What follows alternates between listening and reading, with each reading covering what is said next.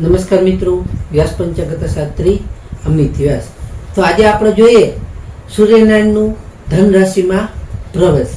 તો તારીખ 15/12/2025 28 કલાક 20 મિનિટ એટલે કે તારીખ 16 ડિસેમ્બર 2025 વહેલી સવારના 4 કલાક 20 મિનિટે સૂર્યનારાયણ ધનુ રાશિમાં પ્રવેશ કરે છે.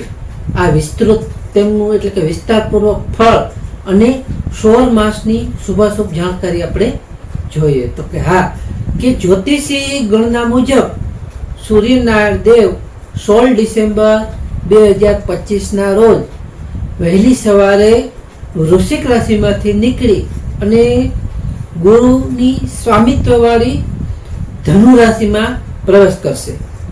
સૂર્યનારાયણ ધનુ રાશિમાં લગભગ 14 જાન્યુઆરી 2026 સુધી રહેશે. એટલે કે આ સમયગાળો ધનુ સંક્રાંતિ કહેવામાં આવે છે. આ સાથે જ ખર માસ એટલે કે કમૂરતાની શરૂઆત પણ થશે. 16 માસની શુભાશુભ તારીખ અને કમૂરતા આપણે જોઈએ તો કે ખર માસનો સમયગાળો 16 ડિસેમ્બર 2025 થી 14 જાન્યુઆરી 2026 સુધી રહેશે. એટલે કે મકર સંક્રાંતિ સુધી. શુભાશુભ તારીખ જોઈએ તો શુભાશુભ તારીખમાં આ સંપૂર્ણપણે 1 મહિનાનો ગાળો કમૂરતા તરીકે ઓળખવામાં આવે છે. તેથી આ સમયગાળામાં આપણે જોઈએ તે એ પ્રમાણેના માંગલિક કાર્યો વર્જિત માનવામાં આવે છે કે કયા કયા કાર્યો ન થઈ શકે, જેમ કે શુભ કાર્યો એટલે કે લગ્ન વિવાહ, બીજું ગૃહ પ્રવેશ વાસ્તુ અને ગૃહ નિર્માણનો પ્રારંભ, ત્રીજું નવા વેપાર કોઈ પણ ધંધાનો પ્રારંભ કરો અથવા મુંડન સંસ્કાર કે યજ્ઞ પવિત્ર સંસ્કાર આવા શુભ કાર્યો વર્જિત છે. જો કે આ સમયગાળો છે એ ધાર્મિક કાર્યો કરવા માટે છે, જેમ કે જપ, તપ, દાન, પૂજાપાઠ અને સૂર્યનારાયણની ઉપાસના માટે અત્યંત શુભ સમયગાળો ગણવામાં આવે છે. હવે એને આપણે શુભાશુભ રંગ અને શુભાશુભ વસ્ત્ર જોઈએ તો 16 માસમાં પણ આ ખાસ સૂર્યનારાયણને અને ભગવાન વિષ્ણુનારાયણની પૂજા તેમજ તેનું પાઠ મંત્ર કરવાથી અત્યંત શુભ ફળ આપણે મળી શકે છે. તો પ્રથમ આપણે વસ્ત્ર અને રંગ જોઈએ તો કે શુભ રંગ ક્યાં, તો કે શુભ રંગ પીળો, કેસરી, લાલ અને સોનેરી આ શુભ રંગો માનવામાં આવે છે. શુભ વસ્ત્ર તો કે દરરોજ સૂર્યનારાયણને સવારે અરજી આપતી વખતે તમે સ્વચ્છ અને શુદ્ધ વસ્ત્રો ધારણ કરવા તો શક્ય સારું રહી શકે છે. ગુરુવાર અને રવિવારના દિવસે ખાસ કરીને પીળા અને લાલ રંગના વસ્ત્રો ધારણ કરો તો શ્રેષ્ઠ રહી શકે છે. કે બીજું કે ધન સંક્રાંતિના દિવસે સૂર્યનારાયણને જળ એટલે કે અર્ધ્ય અર્પણ કરવું, પછી ગરીબોને દાન પુણ્ય કરવું, જેમ કે ઘઉં, ગોળ, કેસર, ત્રાંબાનું કોઈ પણ પાત્ર દાન કરવું અત્યંત શુભ માનવામાં આવે છે. હવે આપણે સૂર્યનારાયણ દેવનું ગોચર ફળ જોઈએ 12 રાશિનું કે ધનુ રાશિમાં આવે છે એટલે કે ધન રાશિમાં પ્રવેશ કરે છે. એટલે કે આ રાશિમાં જુદા જુદા ભાવથી નીચે આપણે જોઈએ તો કયું ફળ મળી શકે છે. તો 12 રાશિમાં પ્રથમ મેષ રાશિ જોઈએ કે મેષ રાશિમાં કે મેષ રાશિમાં 9મા ભાવમાં છે. કે 9મો ભાવ છે એ ભાગ્યનો ગણવામાં આવે છે, જેમાં ખૂબ જ શુભ છે. તે ભાવ ખૂબ શુભ માનવામાં આવે છે. એટલે કે શુભ છે એટલે કે તમારા ભાગ્યમાં વૃદ્ધિ થઈ શકશે.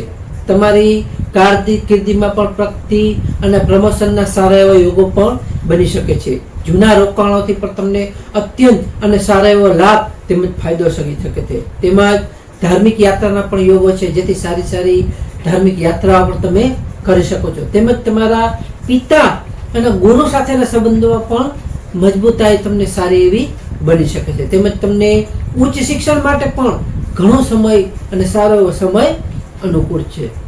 વૃષભ રાશિ જોઈએ કે વૃષભ રાશિમાં વૃષભ રાશિમાં 8મા ભાવમાં છે. 8મો ભાવ છે એ મિશ્ર ભાવ છે, એ અનુકૂળ નથી. જેમ કે તમારે સ્વાસ્થ્યનું ધ્યાન રાખવું ખૂબ જરૂરી છે. ખાસ કરીને વૃષભ રાશિવાળા માટે ગુપ્ત રોગોથી સાવધાન રહેવું ખૂબ જરૂરી છે. તેમજ માનસિક તણાવ પણ તમને ક્યારેક ક્યારેક આવી શકે છે અને તમારા કાર્યમાં પણ અવરોધો પણ આવી શકે છે. તેમજ તમારી નાણાકીય લેવડ દેવડમાં પણ તમારે સાવધાની રાખવી જરૂરી છે. જો કે આધ્યાત્મિકતા અને સંશોધન માટે આ સમય તમારો ઉત્તમ અને સારો એવો ગણવામાં આવે છે. મિથુન રાશિ જોઈએ, મિથુન રાશિમાં મિથુન રાશિમાં 7મા ભાવમાં છે. 7મો ભાવ છે એ ભાગીદારી અને લગ્નનો ભાવ છે. તેમાં પણ મિશ્ર ફળ છે. મિશ્ર ફળમાં કે તમારે વેપારમાં ભાગીદારીથી ઘણો એવો લાભ થઈ શકે છે. તેમજ જીવનસાથી કે તમારા વ્યાપારિક ભાગીદારો સાથે તમારે થોડો અહંકાર અને ટકરાવ તમારો થઈ શકે છે. માટે તમારે સંબંધોમાં પણ થોડા તણાવ ટાળવો જરૂરી છે.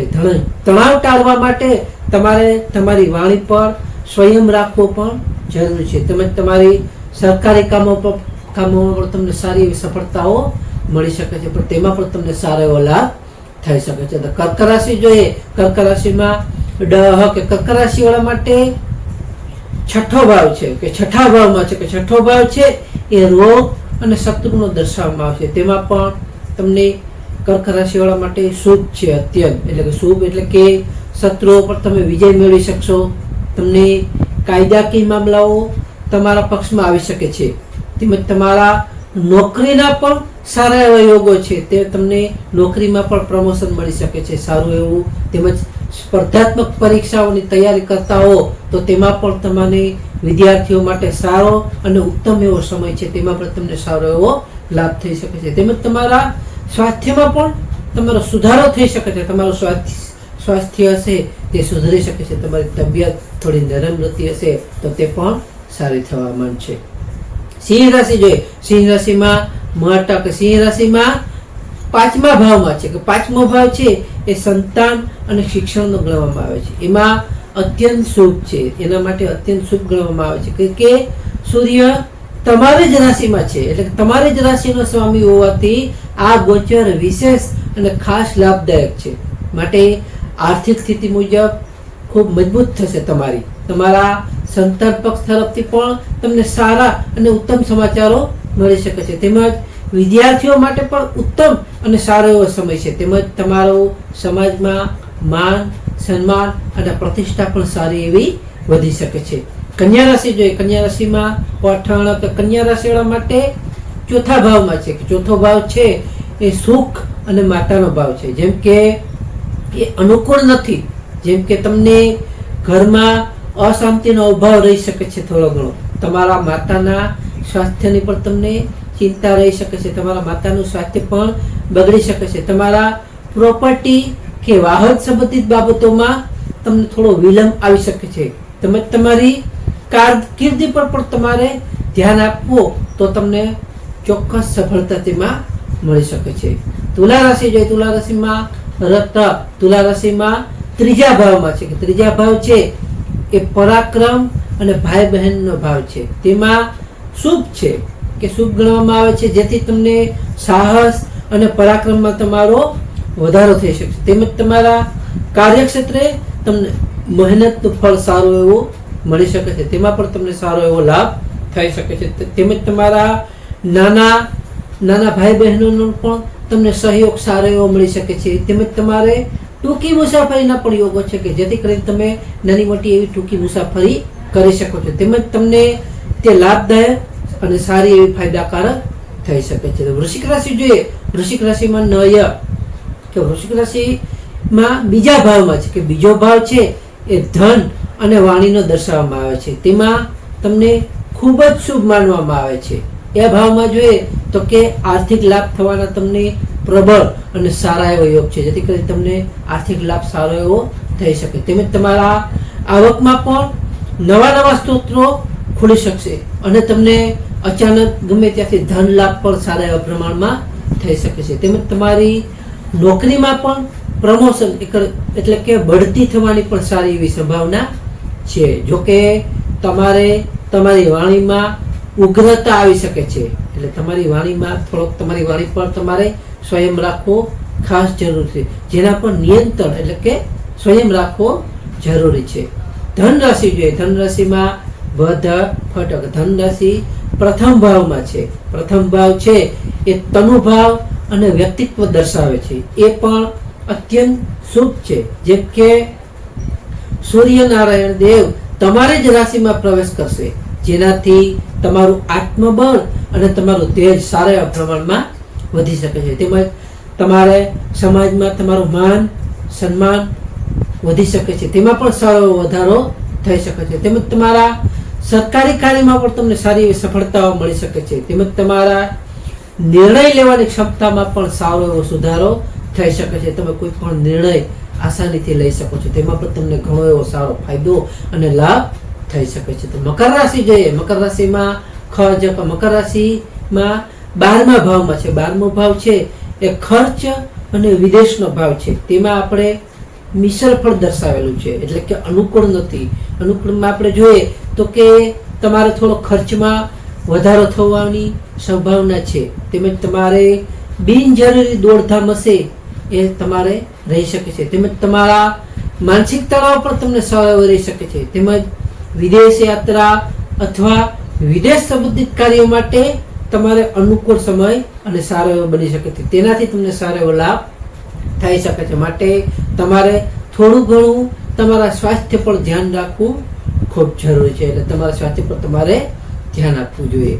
કુંભ રાશિ જોઈએ. કુંભ રાશિમાં કુંભ રાશિમાં 11મા ભાવમાં છે. 11મો ભાવ છે એ આવક અને લાભ દર્શાવે છે. એ પણ અત્યંત શુભ છે. જેમ કે તમારી આર્થિક દ્રષ્ટિ છે એ શ્રેષ્ઠ અને સારી રહી શકે છે. તેમજ તમારા આવકમાં પણ જબરદસ્ત અને સારો એવો વધારો થઈ શકે છે. તેમજ તમારા મોટા લાભના પણ સારા એવા યોગો છે. એટલે તમને ગમે ત્યાંથી સારો એવો મોટો લાભ થઈ શકે તેવા પણ યોગો છે. તમારા કોઈ પણ લાંબા સમયથી અટકેલા કામો હશે કે કાર્ય હશે એ આજે આમાં પૂર્ણ થઈ શકે છે. તેમજ તમારા મિત્રો કે મોટા ભાઈ બહેનોનો સહયોગ પણ તમને સારો એવો તેનો સાથ તમને મળી શકે છે. મીન રાશિ જોઈએ કે મીન રાશિમાં મીન રાશિ છે એ 10મા ભાવમાં છે. 10મો ભાવ દર્શાવે છે કરિયર અને પિતાનું. તે પણ ખૂબ જ શુભ છે. તો તેમાં કરિયર જોઈએ તો કરિયર ક્ષેત્રે તમારા પ્રગતિ સારી એવી થઈ શકે છે. તેમજ તમારા નોકરીમાં તમને ઉચ્ચ પદની પ્રાપ્તિ થઈ શકે છે. એટલે આગળ તમારી બઢતી સારી એવી થઈ શકે અથવા પ્રમોશન મળી શકે. તમારા અધિકારીઓ તરફથી પણ તમને સારો એવો સાથ સપોર્ટ મળી શકે છે. તેમજ તમારા આત્મવિશ્વાસ પણ તમારો સારો એવો વધી શકે છે. અને તમારે જે ચિંતાઓ જે કરતા હશો એ ચિંતાઓથી પણ તમે દૂર થઈ શકો છો. નમસ્કાર મિત્રો, આ હતું 12 રાશિઓનું ગોચર ફળ. તો આ વિડીયોને લાઈક કરો, શેર કરો અને સબસ્ક્રાઈબ કરો.